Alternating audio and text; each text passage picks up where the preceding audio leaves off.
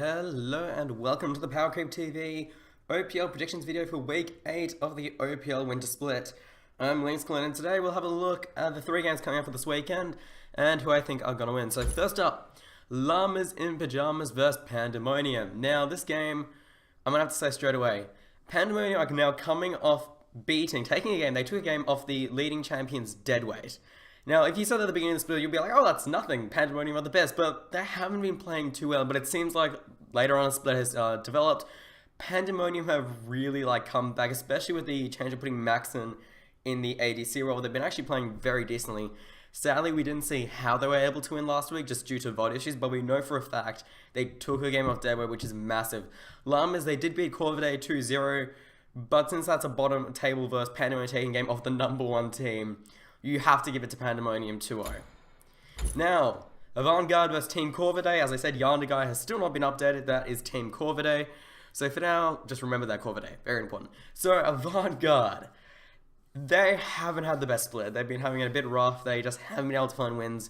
Last week when they versus Inside, they just got absolutely stomped as expected. Inside, still a very good team. Corvidae, they also haven't had a good time. Even though it says 0-14, they only entered in week number 4.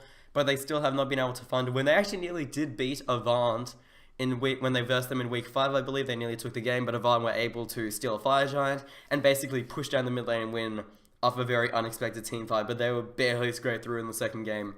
However, now Avant-Garde, they have Gruff in the support role. They have a few changes, and I think they still should be Corvidae on paper. And even though Corvidae, they still have a chance, as I said, they nearly did take a game off Avant. If anything, it might be a split, but I'll have to give it to Avant 2-0.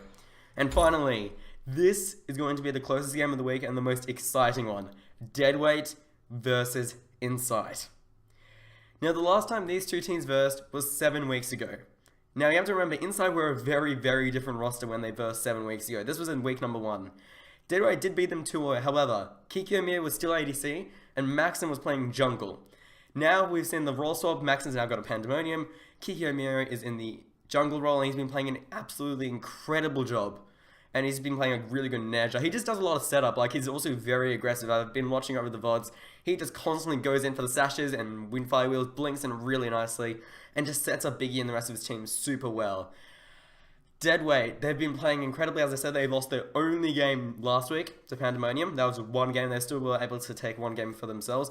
As I said, since we don't have the case study of the game to actually see why they lost or what could happen next week, I don't know why. It basically makes it a lot harder.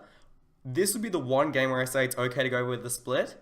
I think this actually might be a split. Inside, I can actually see them easily taking it. If Pandemonium can do it, I see Inside most certainly easily, just take that game of Inside. Both of these teams have now been confirmed for the LAN after week 10. So they basically can throw some really janky strats. They can play around with the new meta for a bit, or really go at this rivalry, and hopefully this is a nice close game. Okay, my name has been Links. I hope you've enjoyed this video. Please share around with your friends and on the Reddits around the world.